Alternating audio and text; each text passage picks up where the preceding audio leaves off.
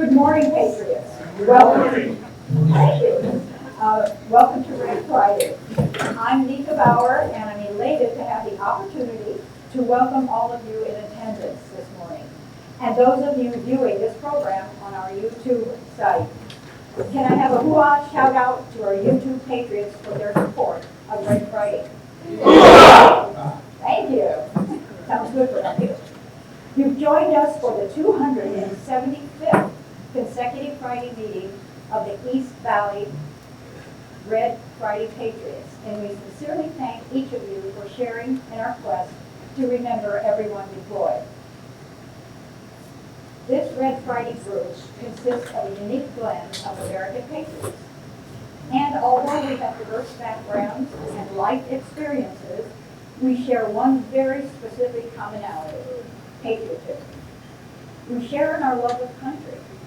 We share in our love of that beautiful American flag you see proudly displayed behind me. And we share in our profound support for the American ideals of equality, liberty, self-government, individual rights, and responsible citizenship. And we honor those who defend our community's country, flag, and ideals. Our beloved soldiers, Marines, sailors, airmen, guardians, coasties, and first responders. And we share in our support for those men and women of our armed services who currently serve on foreign soil. We patriots know too well that the security and defense of America comes with a price. And when faced with adversity, be it foreign or domestic, we can only hope that the lessons learned throughout our long history will make America stronger, more resilient, and better prepared to deal with any threat to the security and well-being of our citizens. Next Wednesday, September 11th, America will honor those who perished on that fateful day in 2001. We will also honor the thousands of innocent people who were injured by the coordinated attacks on American soil by Islamic jihadists. How can we possibly forget that fateful day and all those who suffered? Many that were killed, wounded, or suffered serious health issues from the aftermath of the attacks, and later succumbed to their injuries included first responders, members of our armed forces. How can America ever forget that tragic day and the innocents who suffered? Be assured there were many lessons learned from the events of 9/11, and America is now stronger and far more focused on preventing such atrocities from reoccurring. Be it our resolve that those innocent people who paid the ultimate price on that horrific day in American history are not forgotten. They will be forever memorialized. I pledge allegiance to the flag of the United States of America and to the republic for which it stands, one nation, under God, indivisible, with liberty and justice for all. Did you guys indulge in those donuts this morning?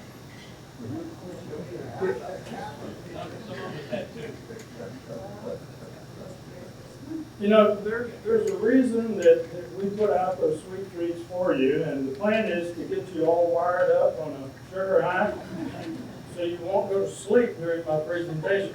And I've been told that it works, so we're going to keep serving them for the first Friday of every month. And that may be the only Friday of the month I can plan on keeping your attention. So you know those donuts don't just appear magically every month. Somebody actually sponsors the treat for us.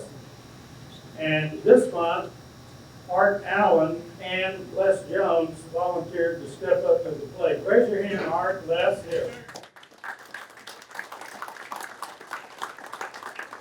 Now, since Art is a Navy veteran, can I have a hoo-yah for these guys? Hoo-yah! Thank you, thanks. How many of those did you eat? My share. And you picked them up? How many did you have on the way over here?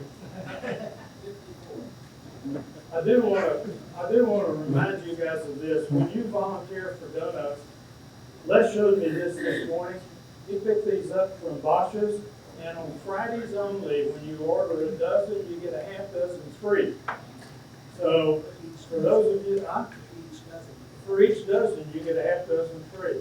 So that's a pretty good deal for those guys to step up to the plate to sponsor donuts. Who's going to do that next month? We've got a couple over here that's volunteered already. Thank you guys. Now, some of you that may be newcomers to this Red Friday program, maybe you're wondering why we offer those donuts, especially on the first Friday of each month. Well, the answer is quite simple. It's due to birthdays. So with all of you folks that have a birthday falling in the month of September, would you please stand? Okay, we've got two presents here. Yes, good. Pam's and we got three here present today with birthdays for the month of September. So for all of you Virgos and Libras, we want to give you a Red Friday happy birthday wish with a big hoo-ah. And for those of you that may not be with us today, we have Becky Bickford, Dennis Jackson, John Lawyer, Gene Persinger, Bud Raleigh, Mike Thompson, Pam Williams, John Culver, Don Demure, Deborah Spanton, Rich Conlon, Gloria Kretschmer, Jim Kenyon, Peggy Escapolio, Michael Reese, John Culver, Kenneth LaValle, Michael Reese, and Jan Snyder with birthdays in September. If you know any of those folks, send them a hoo-ah. Come again? Yes, I did mention that. You're on a sugar high. Calm down.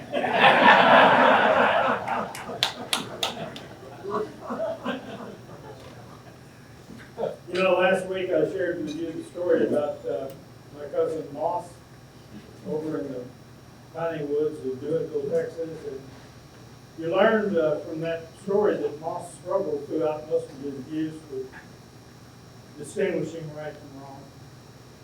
He had quite a few run-ins with the law, but he finally came to his senses and started to lead a somewhat normal life. Some years back, Moss and his bride Maud had a baby boy, and it would be their only child.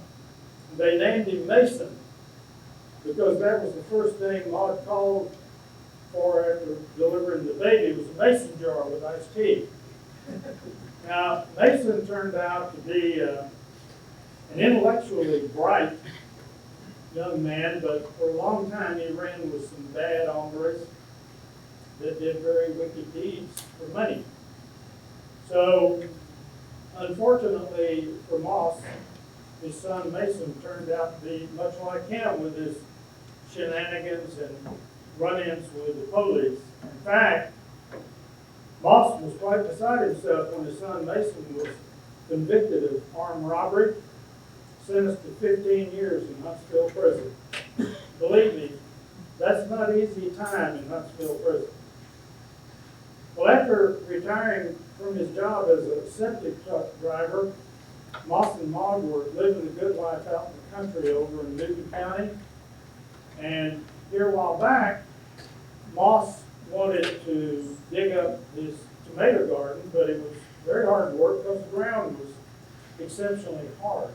In fact, Mason used to help his dad with the digging, but Mason was in prison. So Moss wrote a letter to his son and described his predicament. And what he wrote in that letter was, "Dear Mason, I'm feeling pretty bad because it looks like I won't be able to plant my tomato garden this year. I'm getting too old to be digging in the garden. If you were here, my troubles would be over. I know you would dig the garden for me. Love, Papa." Well, a few days later, Mason received a letter from his son, and Mason wrote in the letter, "Dear Papa, I'd do anything for you, Papa, except dig up that tomato garden. That's where I buried the bodies." Love, Mason. Well, at 6 a.m. in the morning, the local police arrived and dug up the entire area in Moss's backyard without finding any bodies whatsoever. They apologized, and Moss left. Well, the very same day, Moss received another letter from his son Mason, and his son wrote, "Dear Papa, go ahead and plant the tomatoes now. That's the best I can do under the circumstances." Love, Mason.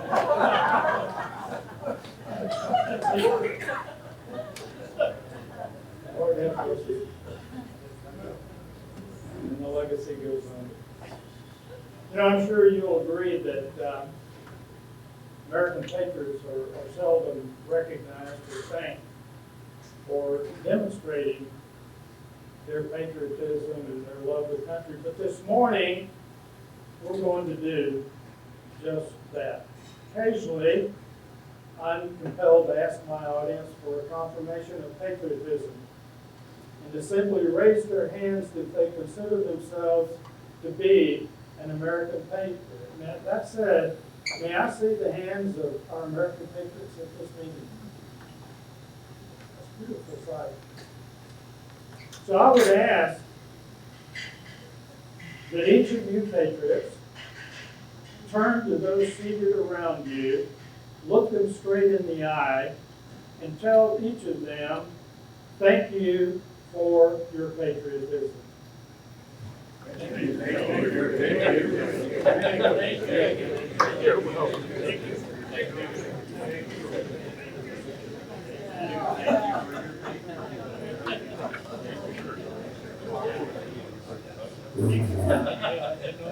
Doesn't it feel great to know that you're surrounded by fellow patriots who love this country and have a profound appreciation for our first responders and the men and women serving in our armed forces who afford each of us the opportunity to sleep soundly in our beds at night? I know this. I, for one, will be forever grateful for American patriots, and especially the men and women who every day don the uniform of a first responder or that of an armed forces service member and honorably serve to ensure the safety of our communities and our country. To do so is the epitome of patriotism. Next Wednesday, September 11, America will honor those who perished on that fateful day in American history, Tuesday, September 11, 2001, now commonly referred to as 9/11. So the focus of our assembly today is to commemorate Patriot Day, a United States national observance that honors the memory of the 2,997 innocent victims who ultimately died as a result of the 9/11 Islamic terrorist suicide attacks on the United States. Patriots Day also recognizes those who died attempting to rescue people that were trapped in the attacks. To be clear,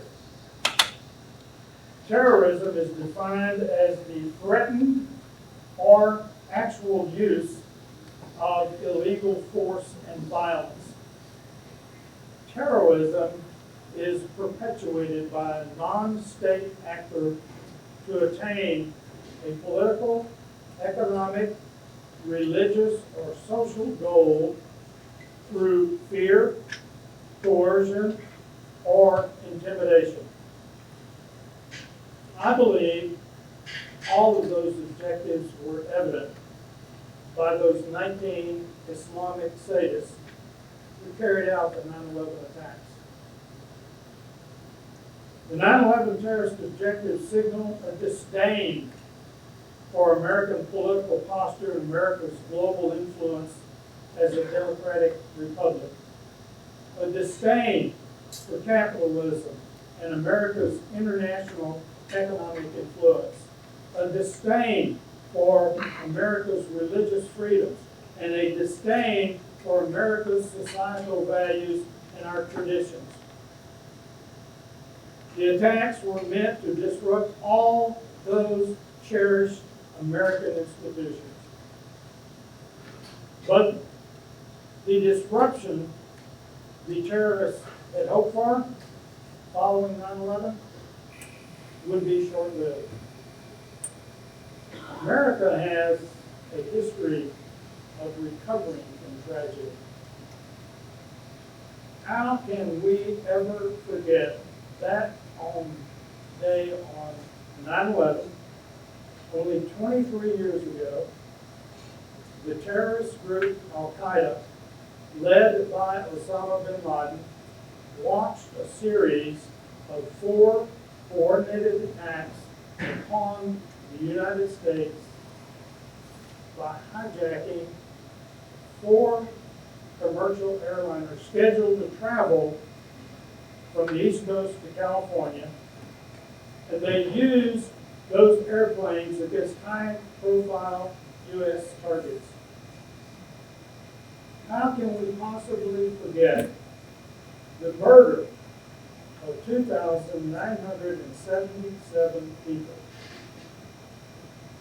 Most of those who perished were civilians, except for 343 members of the New York City Fire Department, 71 law enforcement officers who died in the World Trade Center and on the ground in New York City.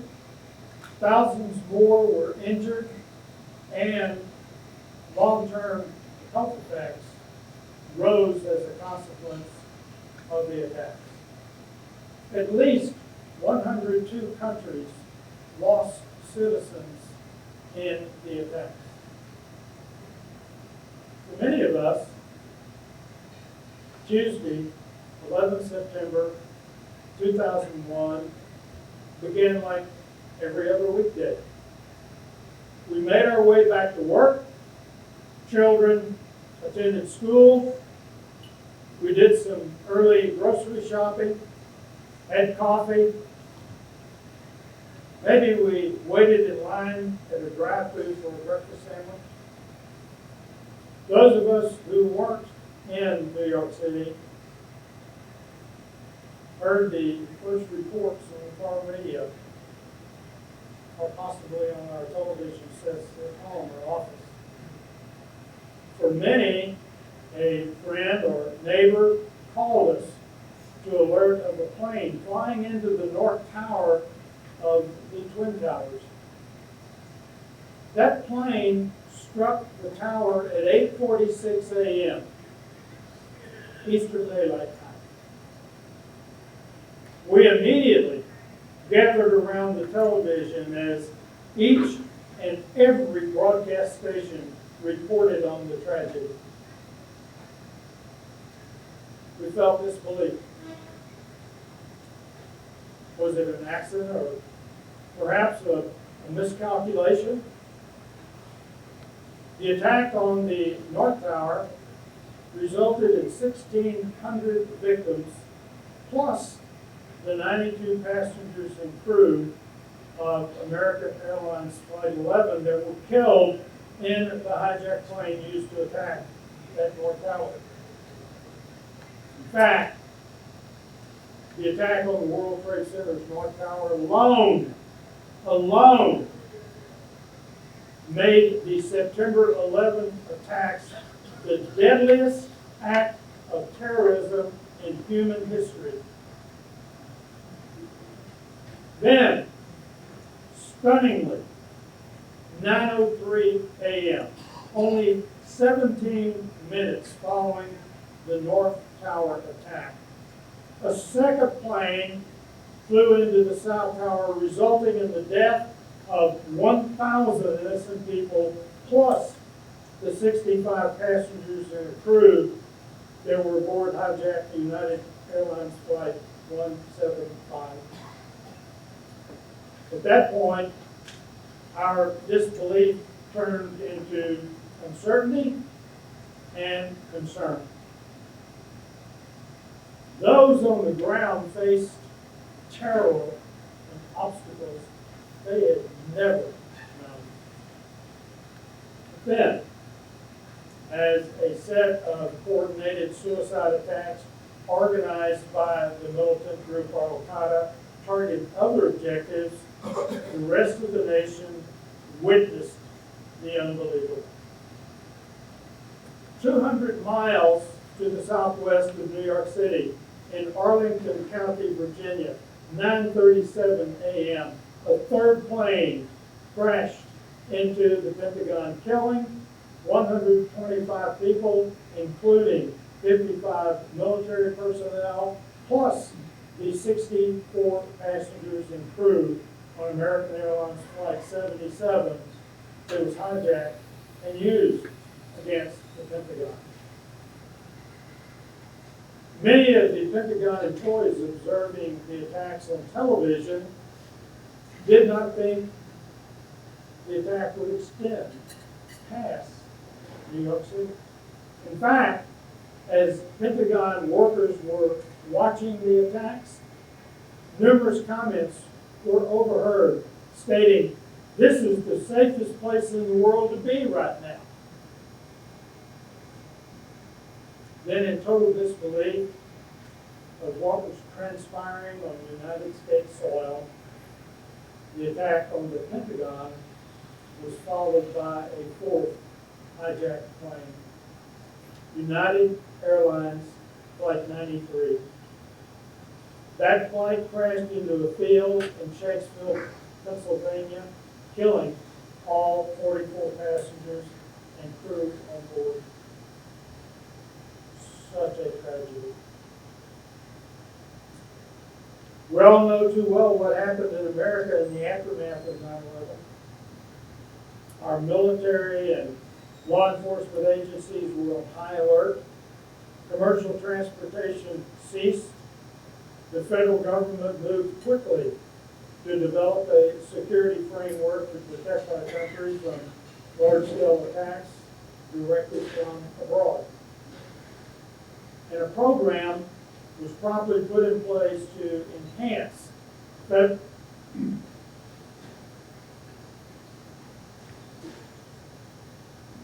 federal, state, and local capabilities to prepare for, respond to, and recover from threats and disasters through it all. Now, in the immediate aftermath of the tragic events, the President of the United States proclaimed September 14, 2001 as a National Day of Prayer and Remembrance, focused on the victims of those horrific terrorist attacks. 1 year later, September 11 was officially made a National Day of Mourning, referred to as Patriot Day. And that Patriot Day observance has been proclaimed annually by the President since year 2002. The 9/11 attacks immediately propelled the United States and its allies into what soon became known as the global war on terror. The little box went out. Of note is that a key element of the United States response ultimately included the creation of the Department of Homeland Security in March of 2003, bringing together 22 separate agencies and offices into a single cabinet-level position. And in response to the 11th September 2001 terrorist attacks, Operation Enduring Freedom officially began 26 days later on 7 October 2001 with American and British bombing strikes against Al-Qaeda and Taliban forces in Afghanistan. Initially, the Taliban was removed from power and Al-Qaeda was seriously crippled. But forces continuously dealt with stubborn Taliban insurgency and infrastructure rebuilding. Finally, on 2 May 2011, United States Navy SEALs launched a raid on Osama bin Laden's compound in Abbottabad, Pakistan, during Operation Neptune Spear, killing the demented Al-Qaeda leader and mastermind of the September 11th terrorist attacks. Now, Operation Enduring Freedom officially ended on 28 December of 2014, although coalition forces remained on the ground to assist with the training of Afghan security forces. The United States Armed Forces completed its withdrawal from Afghanistan on 30 August 2021, marking the end of that 20-year war. Today, with over 120 armed conflicts currently going on around the world, the global war on terror remains the top priority for our Department of Defense and the Federal Bureau of Investigation. As you're aware, on Patriot Day, the national flag is flown at half-mast on all United States government buildings and establishments. And a moment of silence is traditionally observed at 8:46 a.m., the exact time the first airplane struck the World Trade Center. I cannot imagine the pain and the anguish this day brings to the families of those that were killed on that faithful day in the history of the United States of America. 9/11, a day that will long be remembered. Let's take a moment for a silent prayer in remembrance of the 9/11 victims and their families.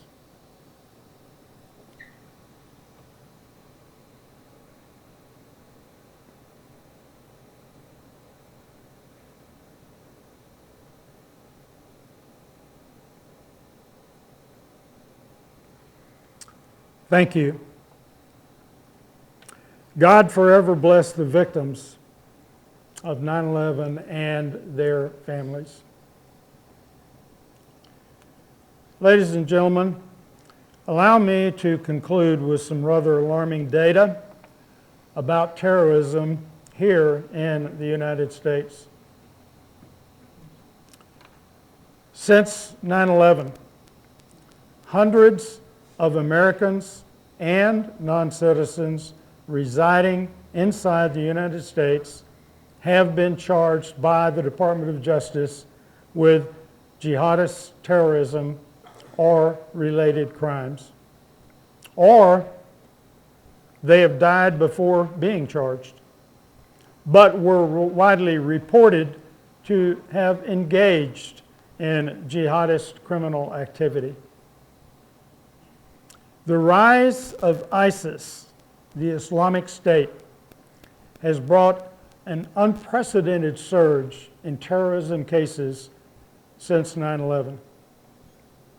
Since that fateful day in 2001, there have been 501 individuals charged who plotted or actually carried out terrorist activities within our borders. There have been 8 individuals charged outside the United States who plotted or masterminded terrorist threats against America. And there have been 40 known terrorists within our borders who died before being charged. That's 549 people who were identified and or charged with terrorist threats or acts. Question arises, how many have not been identified? How many were not charged? How many were not prosecuted? In the post-9/11 era, conventional wisdom holds that the jihadist threat is foreign.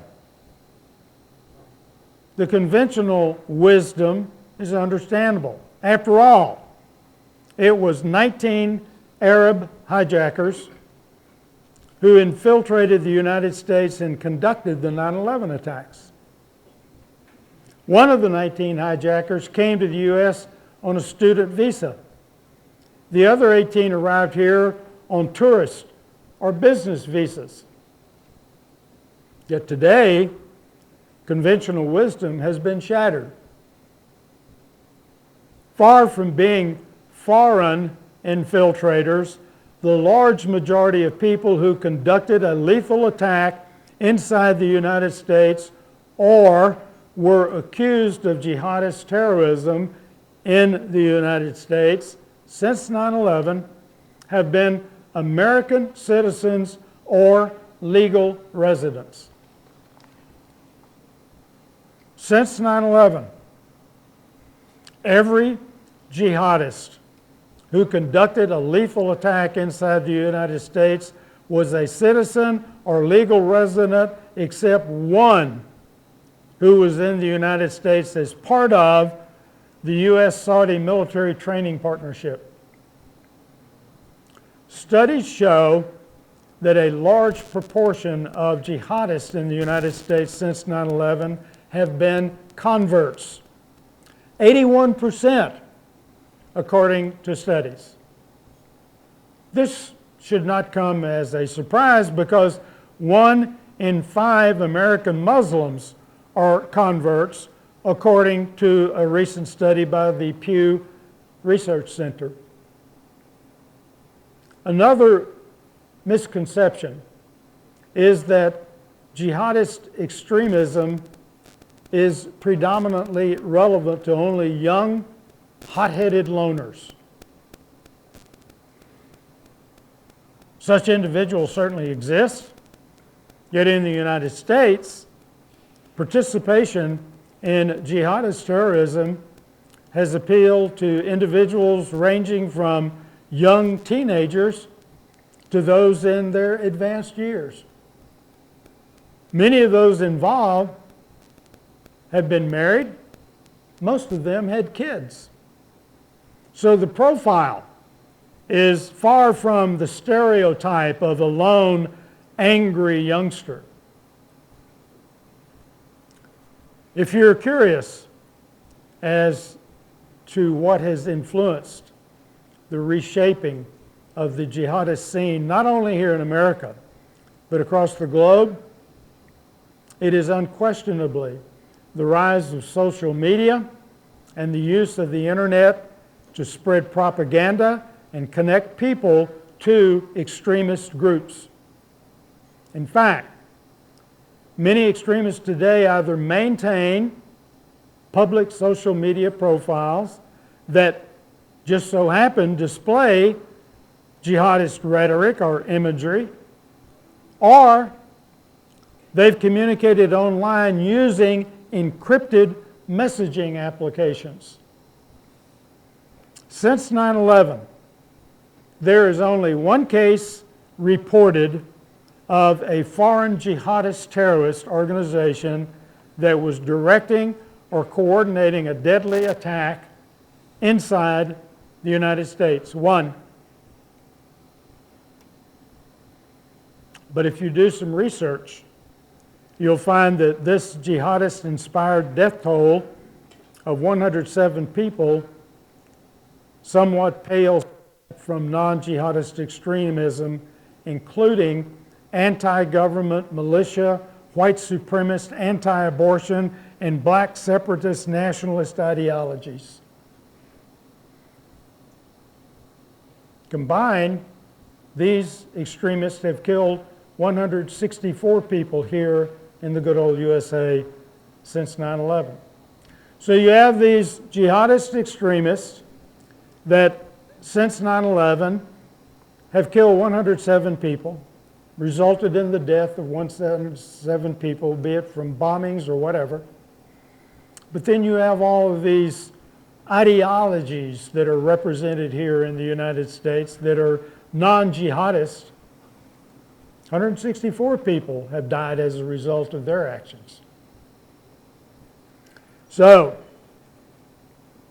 it appears that America's terrorism problem today, that is, terrorist attacks that have been plotted or carried out on U.S. soil,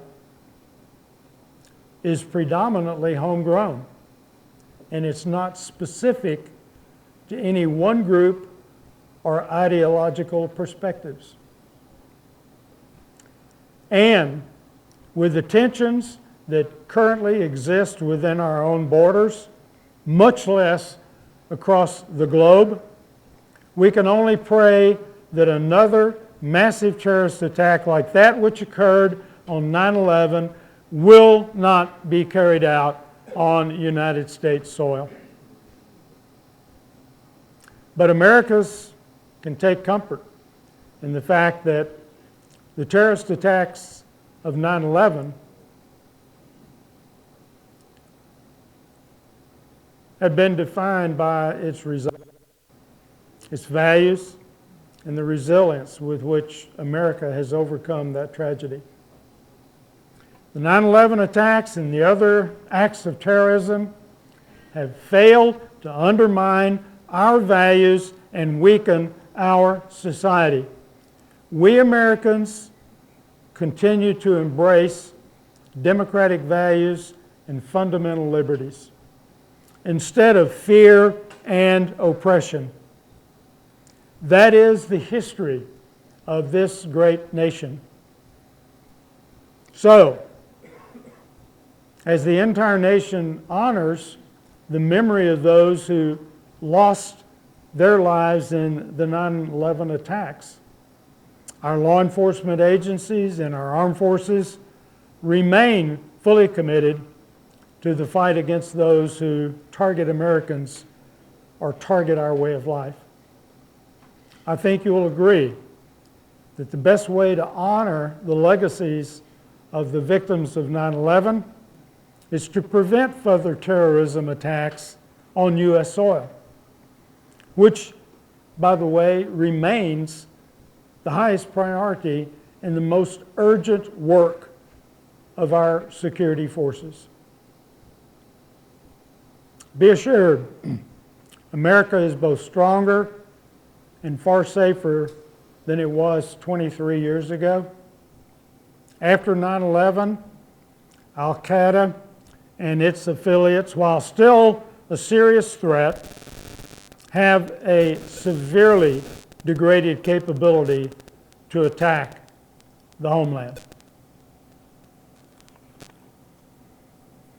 And as our security forces pledge continued vigilance against those who target Americans, our nation can be justifiably proud of its response to those threats over the past 2 decades. Can I have a hoo-ah for our security forces here at home? Hoo-ah! Thank you. Got a couple of 3 announcements regarding our recently launched YouTube site. We're getting some quite good activity for being up only 4 weeks. In fact, we've had about 415 views thus far, with over 70 views on one particular meeting video alone. And we're hoping that some of the activity comes from our winter visitors during their absence. So I'd like to ask a couple of things regarding this site. First, I would like for you to give me some feedback, or just shoot me an email, text, phone call, Let me know your thoughts about our Red Friday YouTube site. Second, I would hope that you're sharing this link with some friends or relatives that are unable to be here and take advantage of physical presence in our meetings. On a related topic, you'll note that the videos we play during our meetings are not included in the YouTube postings. The videos are edited out prior to the posting. And understandably, there are copyright issues that we must abide by. However, as you know, each Friday following our meetings, I email to all members a brief meeting summary and whatever associated photos were taken for that meeting. So moving forward, I will include that link to the videos if you wish to watch them. And that will be in the follow-up memorandum that comes out with a meeting summary each Friday. To our first-time guests who have joined us this morning, thank you for your support. Please know that you will always be welcome to join us. And I would like to finalize one thing that is important to me. I have a good friend who, in fact, is a friend of many of you here, Gary Brigham, who is battling cancer. Gary's normally been seated right over here. He is going to be undergoing some pretty serious cancer treatment here in the next week or so, and they are going to be having a benefit for him over at the place that I'm sure most of you are familiar with, the location where you now see a for lease sign on the front of the door, Tumbleweed. So information is located here. I will have these at the back of the meeting. If you wish to attend that, it is going to be a barbecue smoked meat play party, drinks, food, and music, specifically for Gary Brigham. So, all of you, let's not discount our mission. Our mission being to remember everyone deployed. Enjoy your weekend. Thank you for your presence today. Have a good weekend.